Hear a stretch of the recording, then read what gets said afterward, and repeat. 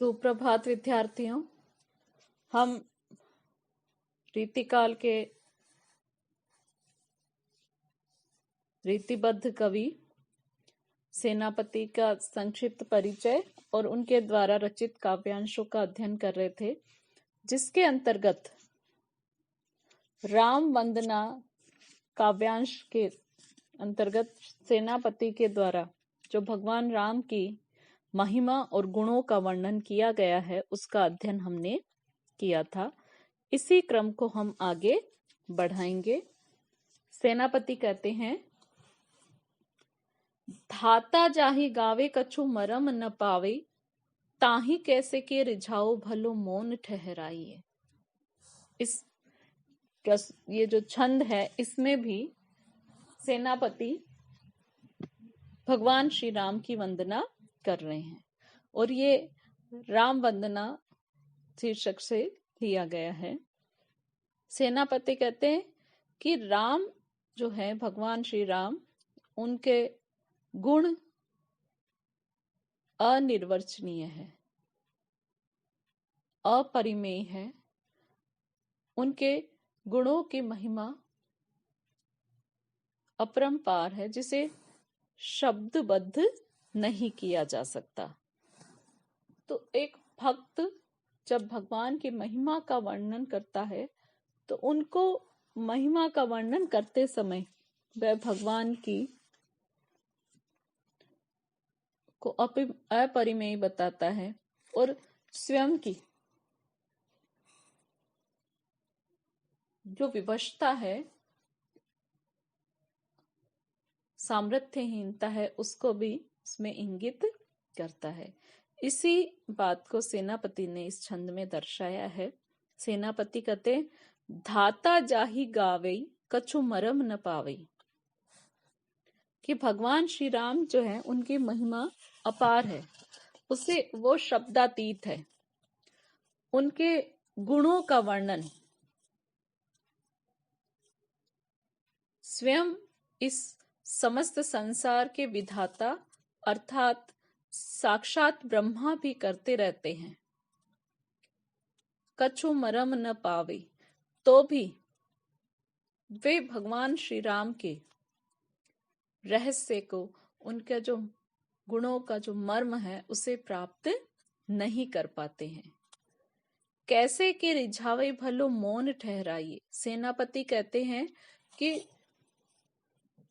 श्री राम के जिन गुणों का वर्णन इस संसार का विधाता स्वयं ब्रह्मा भी नहीं कर पाते, तो मैं भला एक अकिंचन जीव उनके महिमा गुणों का वर्णन कैसे कर सकता हूँ। उसी विवशता का बताते हुए कैसे रिझावे, कि आप ही, तुम ही बताओ कि ऐसे राम को कैसे अपने प्रति आकर्षित करूं, उनको कैसे प्रसन्न करूं। अपनी अकिंचनता की ओर संकेत करते हुए कहते, भलो मौन ठहराइए, कि इसलिए मेरा इस विषय में चुप हो जाना ही सही है।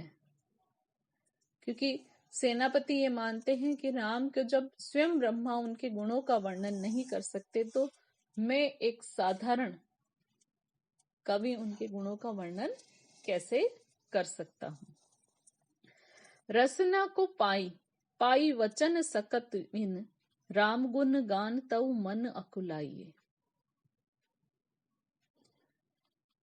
कि आगे सेनापति कहते हैं, रसना को पाई, कि ये रसना अर्थात जिह्वा जो है, वह कैसे भगवान श्री राम के गुणों को गा सकती है, कैसे उनकी महिमा को प्राप्त कर सकती है।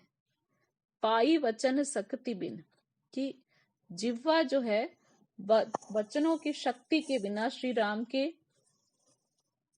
गुणगान करने में असमर्थ है, पूर्णतः उनकी महिमा का वर्णन नहीं कर सकती। राम गुण गान तऊ मन अकुलाइए, इसी कारण, अपनी इसी विवशता के कारण राम के गुणों का गायन करने में जो मेरी जिह्वा असमर्थ है, उसकी असमर्थता को देखकर सेनापति कहते हैं कि मेरा मन आकुल रहता है, मेरे मन में निरंतर इस बात का पश्चाताप रहता है कि मैं मेरे आराध्य की महिमा का वर्णन, उनके गुणों का वर्णन नहीं कर पाता। जैसे बिन अनल सलील ही को दीपक है, दीपति निधान भान को भलो मनाइए। कि सेनापति उदाहरण के माध्यम से अपनी बात को स्पष्ट करते हुए, समझाते हुए कहते हैं कि जैसे बिन अनल, बिना अग्नि के, यानी आग का, दीपक सलील ही को दीपक है, कि दीपक में तेल के स्थान पर केवल पानी भर दिया जाए और उस दीपक को बिना अग्नि के जलाए ही कोई व्यक्ति अगर दीपति निधान, प्रकाश के भंडार, भान को भलो मनाइए, प्रकाश के भंडार सूर्य को रिझाने की चेष्टा करे, बिना पानी के, बिना तेल के जो पानी का दीपक है और जो अग्नि विहीन दीपक है, उससे अगर भला कोई व्यक्ति प्रकाश के भंडार सूर्य को रिझाने का प्रयास करे, तो सेनापति कहते हैं कि वह इस कार्य में कैसे सफल होगा।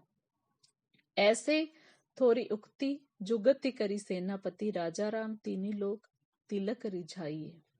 सेनापति कहते उसी प्रकार तीनों लोकों में सर्वश्रेष्ठ श्री राम को अपनी कुछ उक्तियों और युक्तियों के माध्यम से सेनापति कहते हैं कि मैं उन्हें रिझाने का, प्रसन्न करने का प्रयास कर रहा हूं। जैसे मेरा मतलब ये प्रयास, एक भक्त भगवान के सामने स्वयं को अत्यंत अकिंचन मानता है, तो उसी बात को सेनापति यहाँ बता रहे हैं कि जिस प्रकार अग्नि विहीन जल के दीपक के माध्यम से कोई सूर्य को आलोकित करना चाहे, प्रकाशित करना चाहे, उसी प्रकार की मेरी ये छोटी छोटी काव्य उक्तियां हैं जिनके माध्यम से मैं मेरे आराध्य भगवान श्री राम को प्रसन्न करना चाह रहा हूं। इसमें, इस छंद में सेनापति ने भगवान श्री राम को गुणों का अपार भंडार बताया है और वो कहना चाहते हैं कि श्री राम की महिमा को चंद शब्दों में बांधना एक कवि के लिए अत्यंत कठिन कार्य है। तो इसमें अपनी असमर्थता का वर्णन सेनापति ने किया है। भाषा ब्रज भाषा है और अनुप्रास, उदाहरण, यमक आदि अलंकारों का सुंदर प्रयोग सेनापति के द्वारा किया गया है। कवित्त छंद है। अगला छंद है जेठ नजी काने सुधरत खस खाने, तल ताख तह खाने के सुधारी झारियत है। होती है मरम्मति विविध जल जंत्रन की, ऊंचे ऊंचे अट्टाते सुधा सुधारियत है। इसमें यह जो काव्यांश है वह सेनापति द्वारा रचित ऋतु वर्णन में से लिया गया है। ऋतु परिवर्तन के साथ ही अलग अलग ऋतुएं होती है, जैसे वर्षा काल है, शीत ऋतु है, वसंत है, ग्रीष्म ऋतु है। तो यहाँ जो सेनापति के द्वारा वर्णन किया जा रहा है वह ग्रीष्म ऋतु का वर्णन है कि जैसे ही ग्रीष्म ऋतु का ज्येष्ठ मास में आगमन होता है तो ग्रीष्म ऋतु की भीषणता से, उसके ताप से बचने के लिए लोग भाग कई प्रकार के प्रयास करते हैं। तो उसी का वर्णन यहाँ पर सेनापति कर रहे हैं। जेठ नजी काने सुधरत खस काने, कि ज्येष्ठ मास के समीप आते ही उसकी प्रचंड लू चलती है, भीषण गर्मी पड़ती है, तो उसी से बचने के लिए स्वयं को शीतलता प्रदान करने के लोग कई प्रयास करते हैं कि सुधरत खस खाने कि लोग जो हैं वह खस की जो टट्टियां होती हैं उनको सुधारने लग जाते हैं, क्योंकि खस जो है वह शीतलता प्रदान करता है। और खस की टट्टियों में से जो हवा आती है वह शीतल होती है, सुगंधित भी होती है।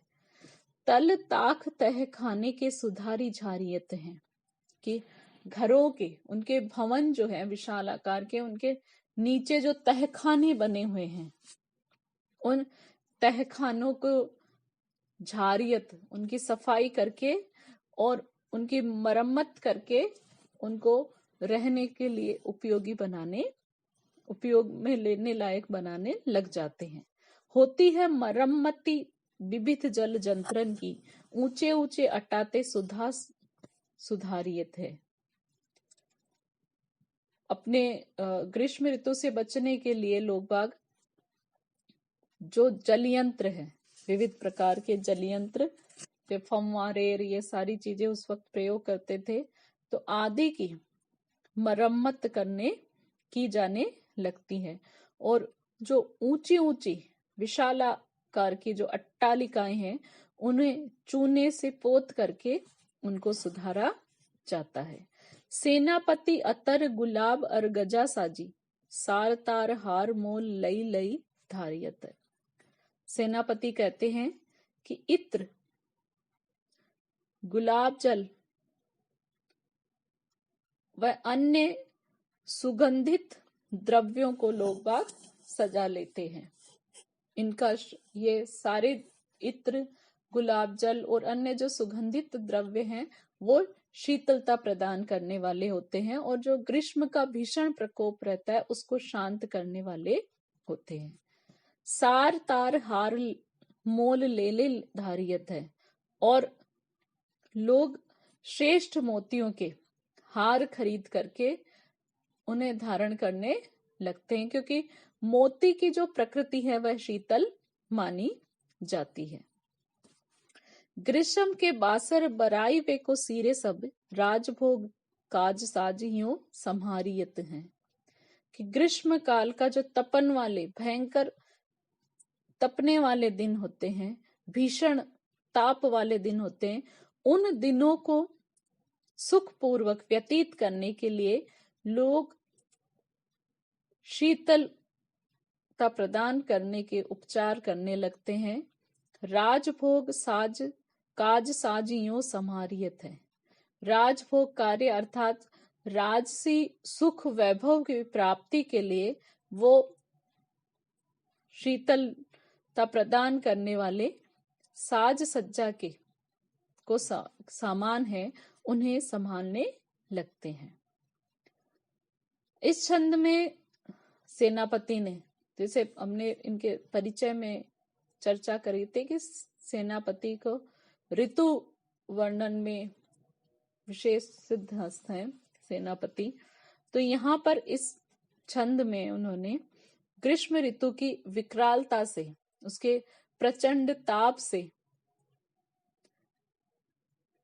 भीषण लू गर्म हवाएं चलती है उनसे बचने के लिए शीतलोपचार के जो उपाय लोगों द्वारा किए जाते हैं उनका परिगणनात्मक शैली में वर्णन सेनापति ने किया है। इसमें अनुप्रास, काव्यलिंग, पुनरुक्ति, प्रकाश आदि अलंकारों का प्रयोग हुआ है और